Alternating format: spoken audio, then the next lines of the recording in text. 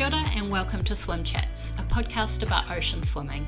I'm Shona Riddell, a writer, former journalist and swimmer from Wellington, Aotearoa, New Zealand. For each episode, I talk to a different guest from our swim community. Remember, if you have any questions, thoughts or suggestions, you can email me at swimchatswithshona@gmail.com or follow Swim Chats on Instagram. A few people have asked how they can support the podcast. The best way to support it is by listening to episodes, and you can follow or subscribe so you don't miss one. You can also leave a 5-star rating which recommends the podcast to other people. And for those who want to get more involved, I've set up a Patreon account which you can join to sponsor the show and become a swim buddy for $5 a month. As a swim buddy, you get a shout out on the podcast, access to a private group chat, advance notice of upcoming guests, and the opportunity to submit questions. To find out more, go to patreon.com/swimchats. The link is in the episode show notes and in the podcast description. But if that's not an option for you, that's totally fine. Being a listener is also awesome. Thank you.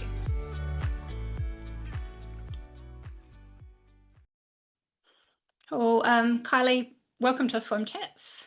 Hi. Great to have you on the show. And I first heard about Twisted Sisters from the Facebook group. I think it's called New Zealand Ocean Swimming Community. They've read a few posts on there, and I've also heard you being interviewed on RNZ about your swimming and amazing triathlons. So I'm keen to talk to you about all of that. I guess maybe if you're comfortable with it, first tell us about when you first started entering triathlons and the circumstances around that. I have a form of arthritis that I've had, probably dates back from when I was 11, but I wasn't diagnosed till I was 40. And I had a rheumatologist who was very, very good, but there really wasn't any treatment options he could do. And he sent me to a physio and the physio wanted me to get more active. And I was very, very weak all over. So he put me in the hydrotherapy pool. He actually said, don't swim. You've got no strength in your arms. You're likely to drown. Oh, wow. So it was a very slow, steady progress. And somebody one day at the local swimming pool behind the counter said, are you working towards something? Do you have a goal? Because she'd seen me there 3 mornings a week. And after talking with them, they gave me a pass for the gym, and I came home and told my husband I was going to do a triathlon, which I'd always wanted to do. And that didn't go down very well. Only because he was worried I'd get hurt. Right, yeah. And was this about, are we talking about 10 years ago? In 2015, I believe, almost exactly 10 years ago now. I was swimming 3 days a week, and then I started using the gym as well. And I was still using the hydrotherapy pool a lot, and still seeing the physio regularly and things like that. And what I found is the days I swam, I had a lot more movement in my arms and my shoulders, and my back didn't hurt so much, and I had more energy, and it just all gradually progressed. It did take me, I think, early 2016 was the first try I did at Maraetai. Mm-hmm. And my husband did it with me because I went down and did the banana boat swim in Rotorua in the Blue Lake, and I had a very, very bad reaction to the cold water with my chest because it's in my rib cage. Right. And it sounds a bit like listening to someone who's got asthma having an asthma attack, and it's pretty scary, well, for me. And afterwards I had chest pain, so the ambulance did an EKG, and my doctor wasn't happy, and I had to go through all these tests, but I ended up being able to race.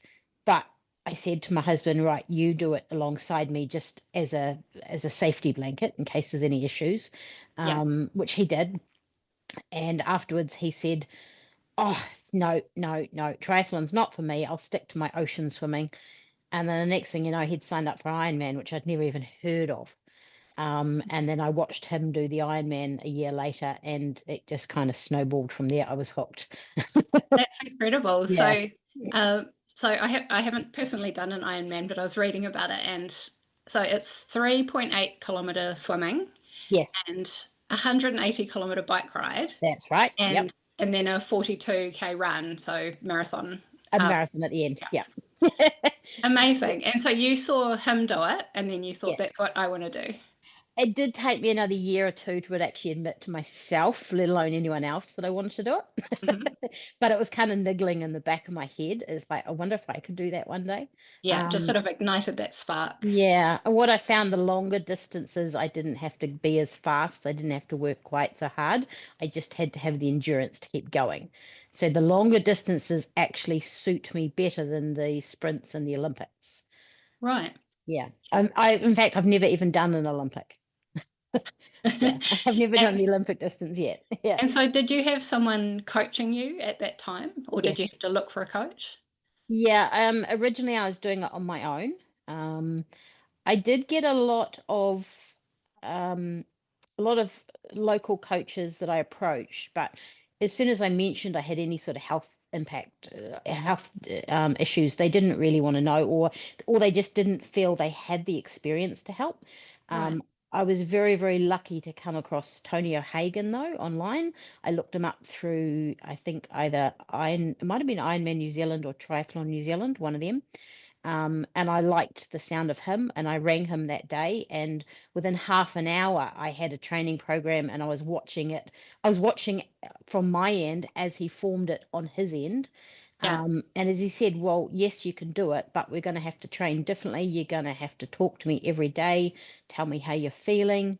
And I worked with him until he passed away a couple of years ago, and he was just amazing. He really gave me the base that I needed to believe in myself and to actually go out there and do the longer stuff.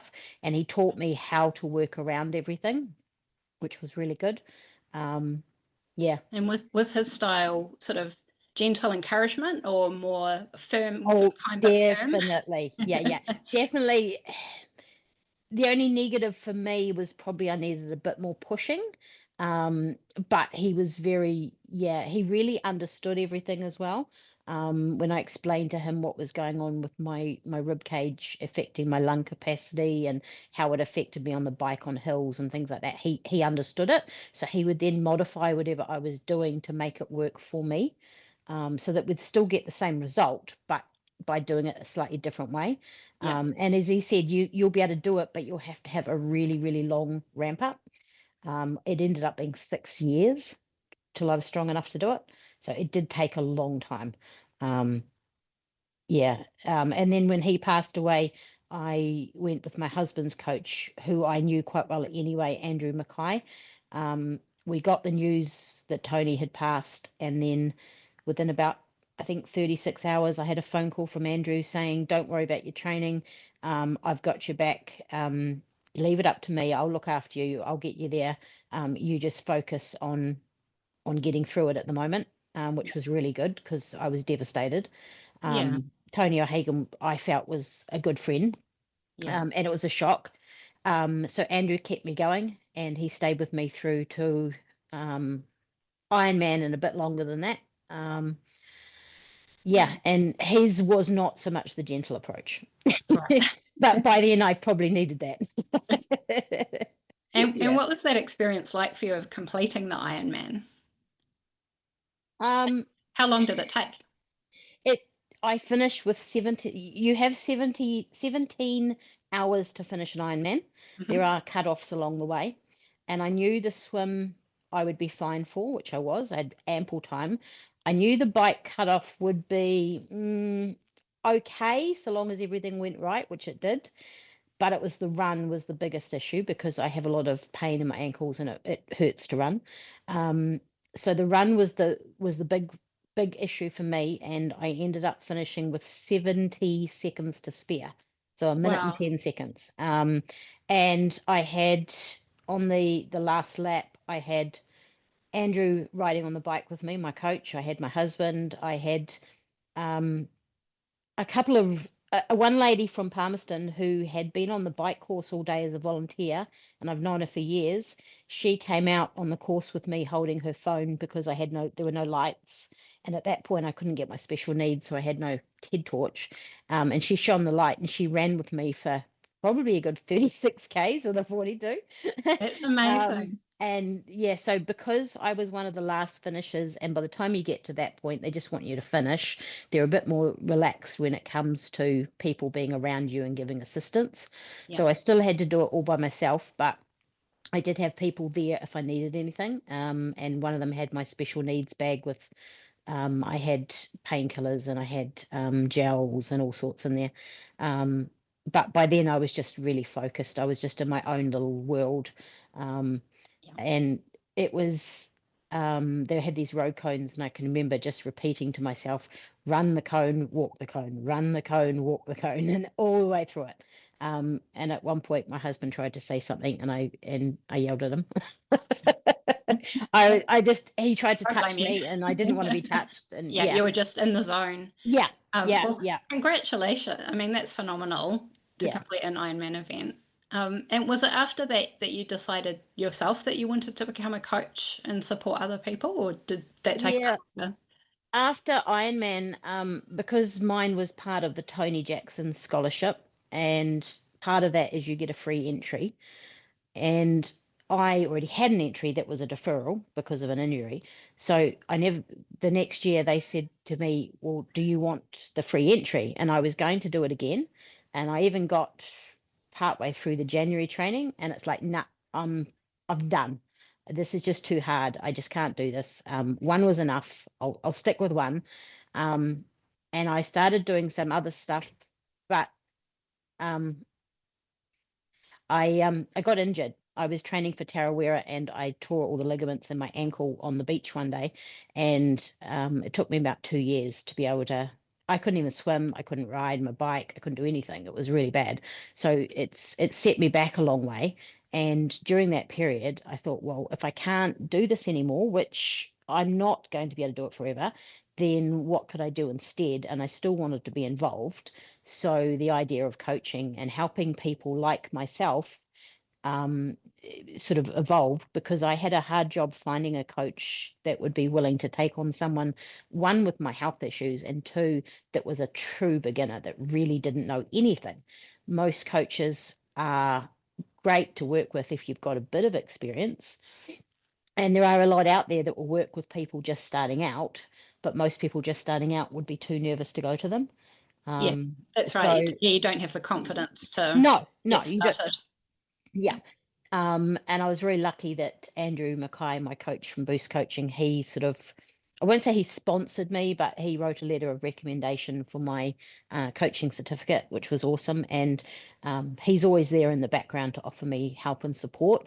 And I kind of work now with the people beginning, and then often I'll feed them to him for swimming advice or lessons, or the more, if they want to go to the bigger races, they'll go to him for the more experienced coaching. So it actually works quite well. We sort of help. Cool. Yeah, he sort of helps me out a bit. And so let's talk about the Twisted Sisters Club. So when did that come about, and how did the idea for it get started?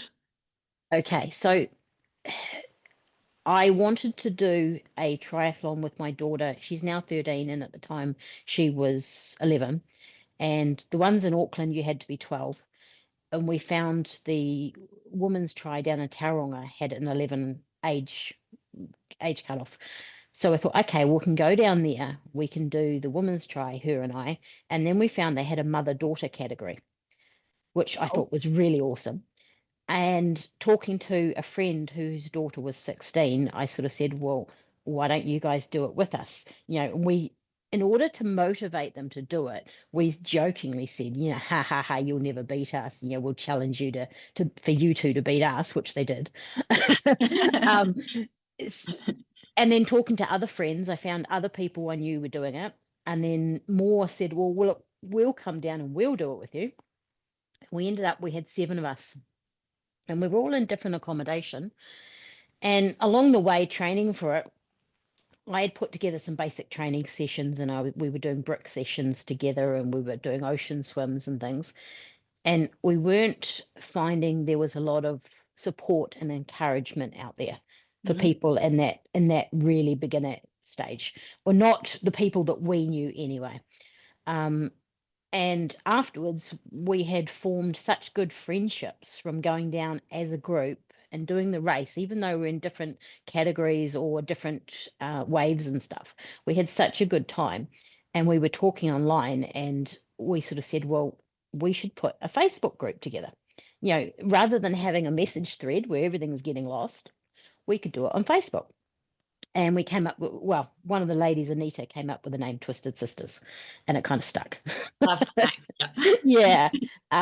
So we only had the Facebook group, and it was ladies only, so that we could support and encourage each other, offer motivation, and I was offering a bit of support and guidance and things like that.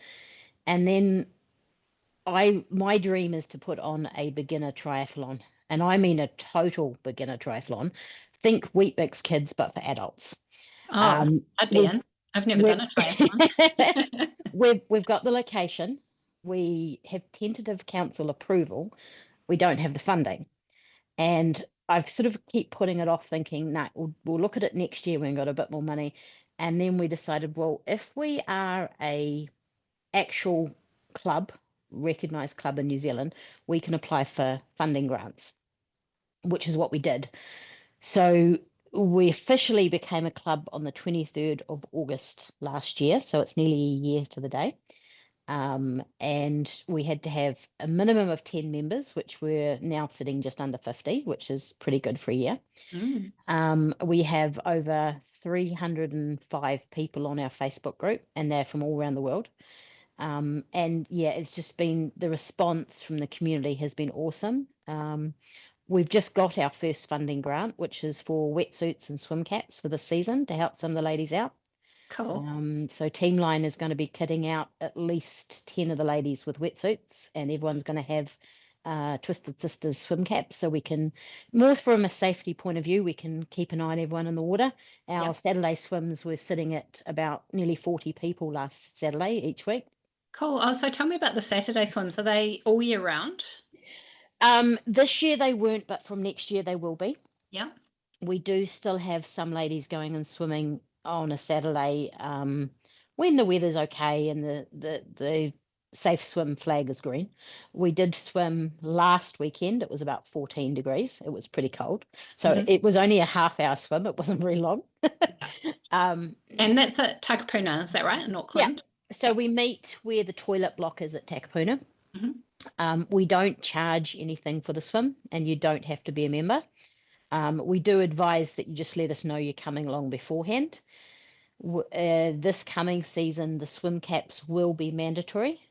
So if you're not a member, the only cost will be purchasing a swim cap, and that's so that we know you are part of our group, and you have to fill out a emergency safety form so that we have your details. If anything happens, we can contact someone for you. And that way we know if you've got allergies, that kind of thing. I take the... Yep. Sorry, I was going to say, I'm not very familiar with Takapuna. Is there like a swim buoy that you can swim out to? There is. They've got the pink buoys, which are a bit closer, and then they have the yellow 5-knot marker buoys. At high tide, it's roughly 300 meters out to the buoy. So we meet at the toilet block. We all go in together. Over summer, it's about 7 o'clock we start. We have a safety brief beforehand, so everyone knows what the plan is.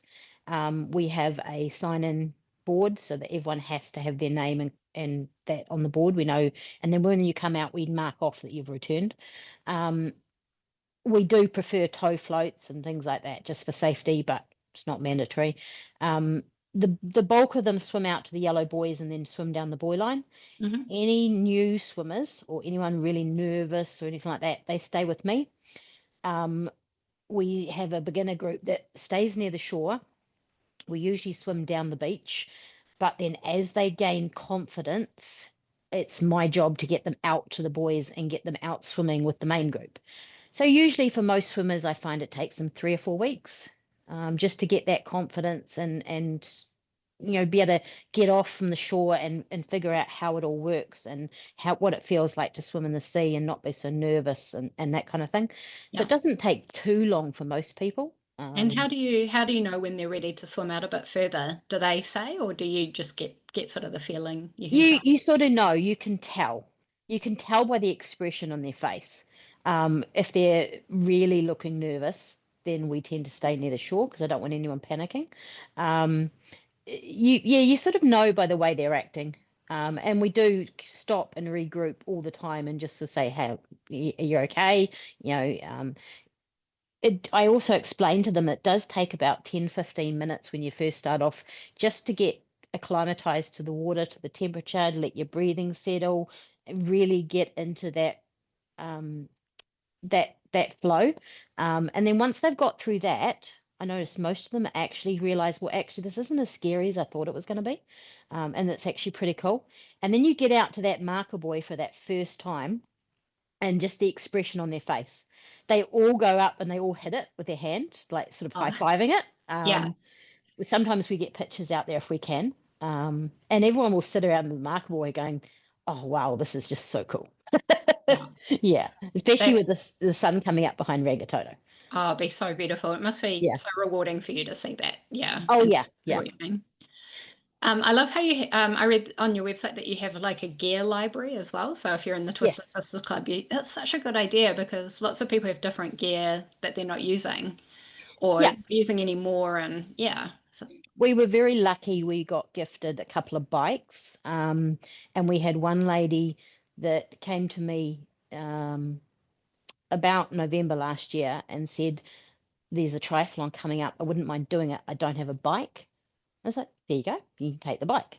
The deal is they have to be a financial member and they get the use of it for 3 months. Obviously, they can't sell it and they've got to try and return it in roughly the same condition. Um, and then we can pass it on to someone else. This happens to be a very, very nice bike worth quite a lot of money. So we were very lucky. want it back. Yeah. But she went and did Iron Tamaki in Oahu Bay and she absolutely blitzed it. She just did amazing. And then gave the bike back. I said, no, that's it. I've done my one try. Yeah. And Oh, we that's it. went on to do other stuff. Yeah. But the average person wants to do a triathlon. They're not necessarily going to have the money to go and buy a bike or know what they need or Big what's going to investment. fit. Yeah. It's a big investment to then decide, yeah, no, actually, no, I've done one. I'm happy with that. Yeah. I'm not going to. And then the bike sits there and doesn't get used. Yeah. Um, I've got another lady that's been using a Garmin Phoenix 5 that we got donated. Hmm. Um, she is they've got young kids. They just don't have extra money. So she's used that for a while and she's just had her 30th birthday and family have gifted her not a brand new one, but her own watch. So she's going to give that back. That's now going to be passed on to someone else who's been using a Samsung and they can't always download the stuff to their coaching platform. So they want to look at using a Garmin and they just want to try it out first. So all sorts of stuff. And we've now got a couple of our club shirts too. So if you're doing a race, you can borrow the shirt and run in the shirt, that kind of thing. So Yeah. it does make a massive difference for some folks. The idea is it's not something you get to keep. It's a loan while you decide what gear you want and while you save the money to get your own gear so that you can. But it means meanwhile you can start training. Yeah. And you get to try it out and see if it Yeah, works for you. exactly. Yeah. And you recently, I think it was even just last week, had the girl boy swim challenge. So boy as in Buoy. Yeah, as in marker boys, it was Yeah. actually beginning of April. Oh, beginning of April, It was the sorry. beginning of April, yeah. It was probably one of the nicest weekends we had for the end of the season. So the Girl Boy Swim Challenge, we were trying to think of a way last season to challenge these ladies who were swimming out to the buoy and back, which was about 600 meters. We wanted them to be able to go further, and we wanted to give them a goal for the season.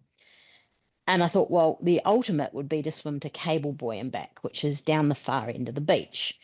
So there's 5 of the yellow 5 knot buoys, and then there's Cable Buoy, which is about 4 or 5 times the size. All up, it would be probably about 3.3K. So it's not a short swim. And we thought, well, if you were swimming the buoy line and you get into trouble, you're only ever 300 meters offshore. Yeah. But we didn't want it to be a race. There's enough races out there. If you want to do a race, you go and do one of the banana boats or one of those. This was going to be more of a personal challenge. And we came up with all sorts of ideas, like nominating which buoy you were going to swim to, and the medal would have that number. And in the end, that was a bit too complicated. So we said, right, we're going to have 2 distances. The first group is going to swim to the first buoy and down and back. The second group will swim to the second buoy and down and back. So it cut about 800 meters off the course for them. So for the ones that were really new or were really nervous, they did the shorter swim. We capped it at 60 people. Because we weren't out in the shipping lanes, we didn't need harbour master approval, and council said, don't worry about council approval because it's not on land. There's no road crossings. We had kayaks for water support. We divided them into 3 groups depending on their pace, so 20 per group with 2 kayaks per group, and we also had a boat with 2 people in it. And we had a first aid responder on the beach. So it was run as if it was a race, a full race, but it wasn't a race. And at the end, they all got a medal, and then we all had a shared morning tea, and the atmosphere was just incredible. I think there was 56 ladies did it. Oh, cool. Yeah, which I was love that. awesome. Yeah. Yeah. I love that it's just non-competitive and everybody's just doing it for themselves and to be part of the group. Yeah. Yeah. So the last group to go, so we set off, the slower people went first, obviously. So they're all finishing around the same time. The very last 2 swimmers to come in, one of them had surgery a couple of months before and hadn't been able to swim. And she was adamant she was going to get it done. So it was really cool. So I think she got the biggest cheer when she finally finished. Yeah. Yeah. So it's a big support group. Yeah. And we're doing it again this coming March. We'll be doing it again. Again, we're capping the numbers at 60. We're going to keep it at that. We'll probably have a couple of extra paddle boards or something like that. So the idea being, if you get to a marker buoy on the way back and you just think, nah, I've had enough, you'll have someone to escort you to shore. So you're not on your own. They still got the medal, even if they didn't finish, so long as they reached cable buoy, because that was the goal. So yeah, and we finished afterwards and everyone's like, when can we do this again? So we will be doing it again. Yeah. So you mentioned you've got sort of 50 or so people in the club itself, but hundreds of people in the Facebook group. Yes. Including people out of Auckland. So do you have plans to expand the club? Like, for example, I live in Wellington and I would love to join. I would love to. If we get enough people, I could see it becoming a bit like the park run scenario, where you have little groups maybe in the main centres. We do a lot of online stuff. So we do online bike rides, and we're just about to introduce some strength sessions online. And once a month I do a session online where people can come on board and just say, right, I'm training for this, or I've got this question, and it's all to do with coaching, races, nutrition, gear, any help or advice they need. And I'm usually on there for an hour or 2. Which is quite good. There's often a race coming up that someone's looking at and they just want help or advice. So we do a lot of other stuff that does work for those people that aren't in Auckland. But yeah, ideally, I'd love to see it in other centres. But the problem is, because I personally take a lot of the training, the one-on-one training sessions, or the in-person ones, should I say, I need to find someone like me in these other areas that could do it. And that's where the challenge is. Yeah. You were talking about how you support people in the water who are just sort of getting in and they're new to it, and it's, big and scary, and they're getting used to the feeling of being in the ocean. Like, how do you support them? What sort of things do you say to them to help them relax and get more confident? I think the first thing I usually do is, most of them will have a wetsuit of sorts, or they'll have a tow float. And the first thing we do is literally just get in the water and get them to relax. Get them to realize they're not going to sink. There's nothing scary. There's nothing coming up to nibble on their toes or anything silly like that. They're not that far offshore. They can go back anytime they like. And they just need to relax. Swimming is all about technique. So if you're relaxed and you use your technique, you don't have to be out of breath. You don't have to be stressed. Just stuff like that. I mean, I usually will. I wouldn't say I'm an expert when it comes to helping someone with swimming. I'm not. But I can look at what they're doing and just give them a few pointers of things that they can do to make it easier. Our club president, Anita, the very first time she swam at Mission Bay with me, she got into the water thinking it'd be really, really easy. And she started swimming, got really out of breath, started to panic. I literally got her to stop and blow bubbles like what they get the kids to do because she was holding her breath. And it's like, no, you need to relax. And I just got her putting her face in, breathing out, and then face out of the water, breathe in, face in the water, breathe out. And we did that until she calmed down, and then she was okay.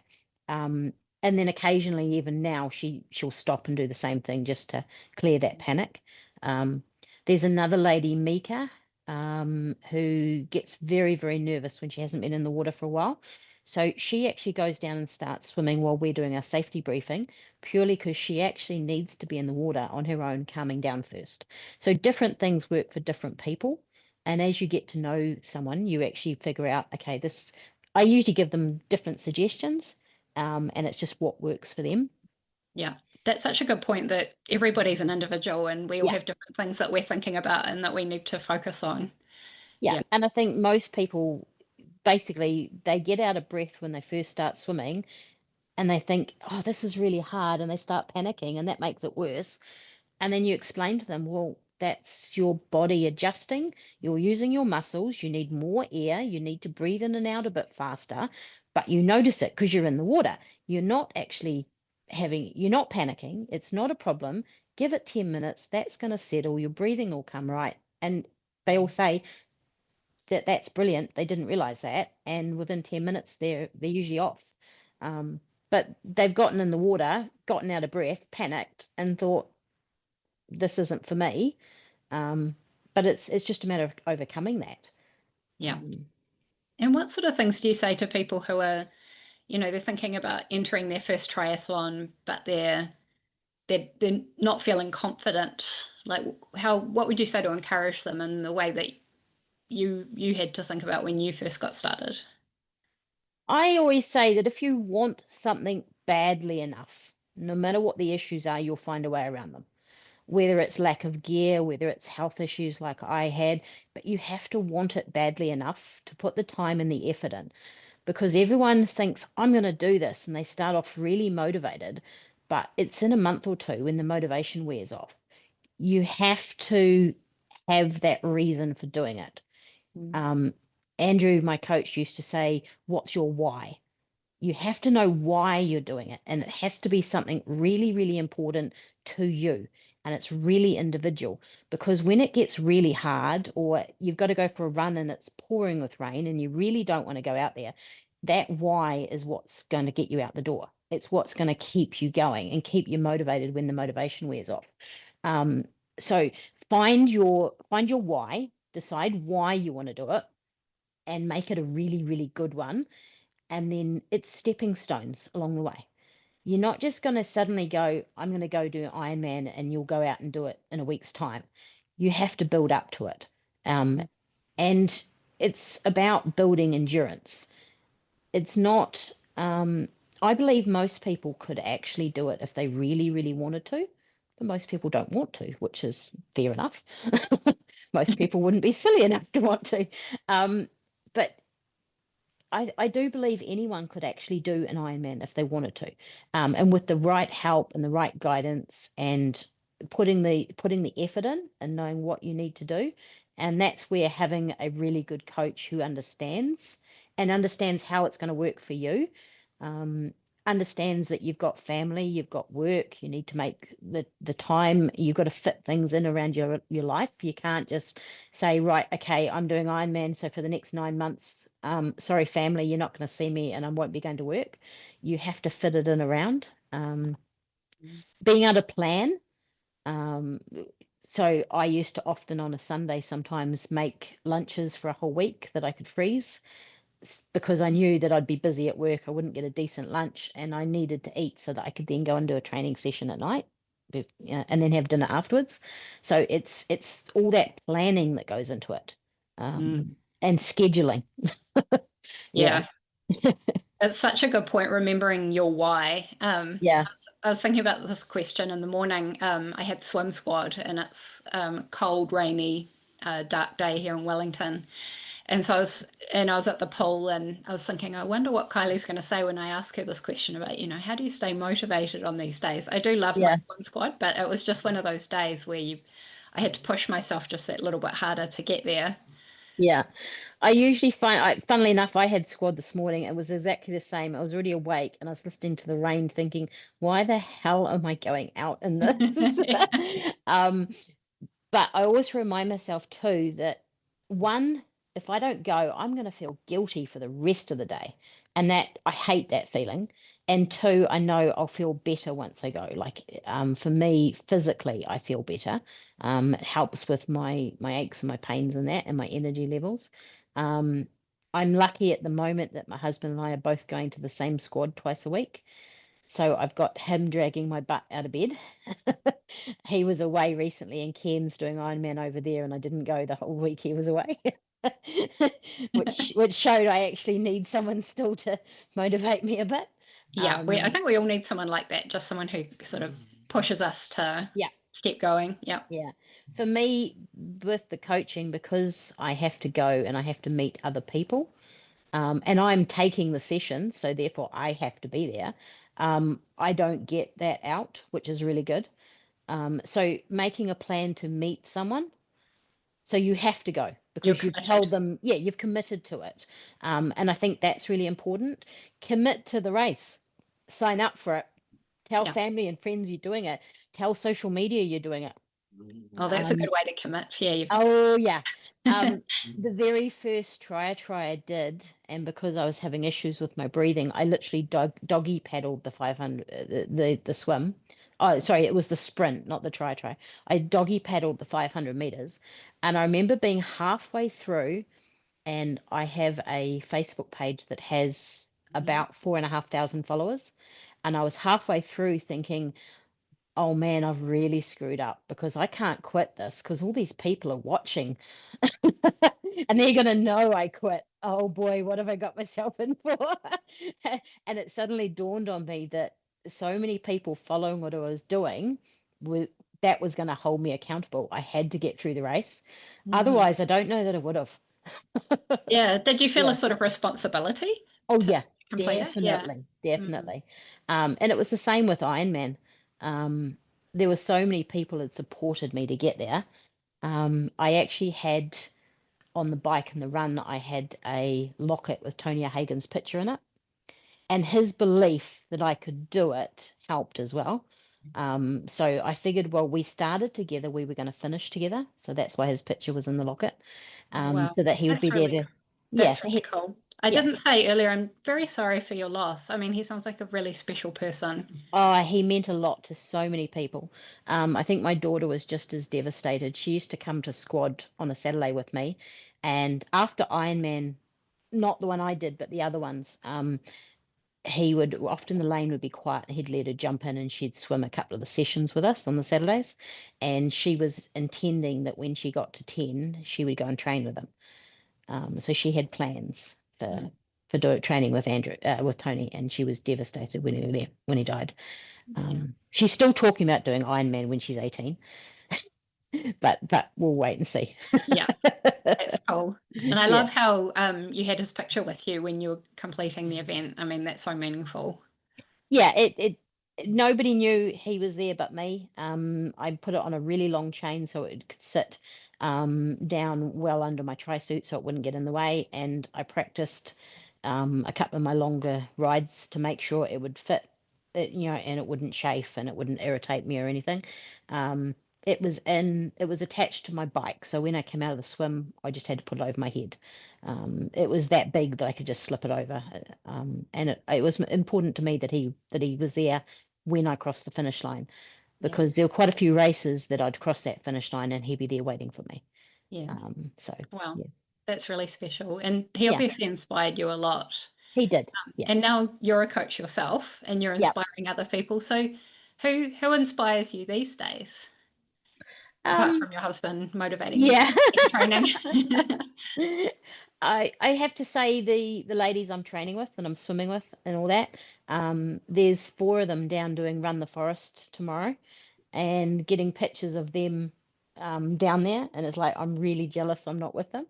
Um, and then one of the ladies is doing. We've got a big group going to Iron down in Napier this year. I am signed up for the half, but we'll see. The bike training's not going quite so well at the moment, unfortunately. But I'm actually coaching several of the ladies that are going down there to do it, which is really cool. But I What watched. Sorry. sorry, what distance is the Iron Maori? Like, So the half is a 70.3, mhm. and then the quarter is basically an Olympic. So I figured I'd give myself to the end of August, and if I can't get the bike training up there, then I'll possibly look at swapping to the quarter or delaying a year.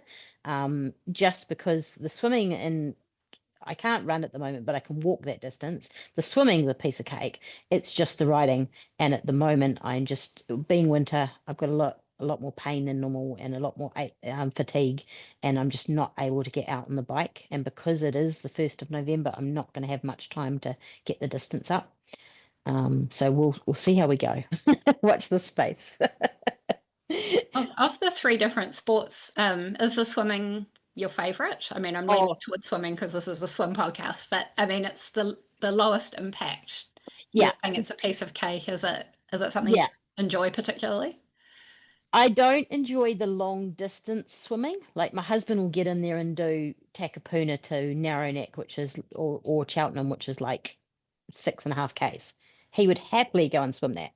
I couldn't do that, but I do love being in the water. I think because it takes all the pressure off my joints and I can move better in the water. So I can get in and happily aqua jog in the water and do a really hard run session in the water for an hour or two, but I couldn't do that on land. And um, I do find it the easiest. I used to love getting out on my bike at like 5 o'clock in the morning and going down the cycleway and watching the sun come up. It was really magical at that time of day. So I do miss that, although I don't miss the early mornings. um, and I do like riding on the wind trainer.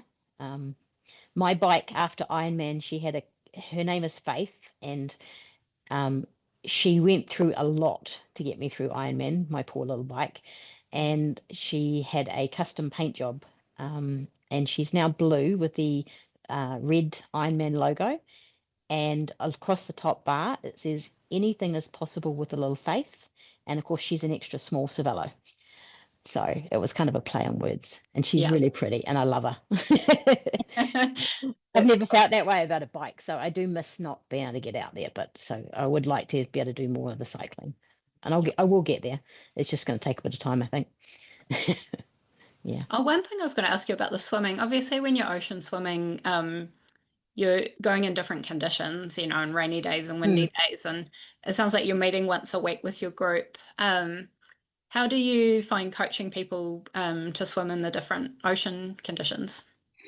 We're very lucky at Takapuna that there's a bit of a bay. So if it's really rough, you can actually stick into the bay and it's still rough, but you're close to the shore. So usually what we do is if it's really rough, I'll get them to swim towards the boat ramp where it's a little bit more sheltered. Um, we do still tend to go out if we can, but we do look at the safe swim. So safe swim will tell us the direction of the waves, and it will give us an idea of how big they'll be depending on the strength of the wind, and also the pollution levels, obviously. So if it's really bad, we don't. Um, what we will do before Iron Maori is we will probably do a few swims over towards Mission Bay, Kohe Way, because Mhm. it is actually rougher over there. And we've been out to Maraetai a few times just for different conditions. It's getting in different times, different conditions, and so that you're used to everything, if you know what I mean. That's why it's been really good going in this year in the winter with the cold, because Iron Maori down in Napier is still quite cold that time of year. So I want them to be used to the cold and still able to swim. We've just adapted slightly. We've got neoprene booties and caps if they need them.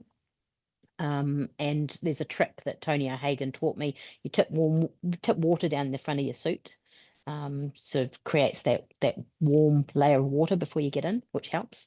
Oh, that's a good tip. Yeah, I have yeah. to try that. And I tell you what, if you've got a 4 litre of water in the back of your car, there's nothing better over the top of your head afterwards if it's warm. Yeah. I have a friend who brings a bottle and she likes to tip it over her feet after a cold. Oh yeah, yeah, Yeah. yeah. Get all the sand off, yeah. So it's basically just a matter of getting out in lots of different conditions and experiencing them all. And that way, because you never know what you're going to get on race day. You don't know if it'll be rough, it'll be calm.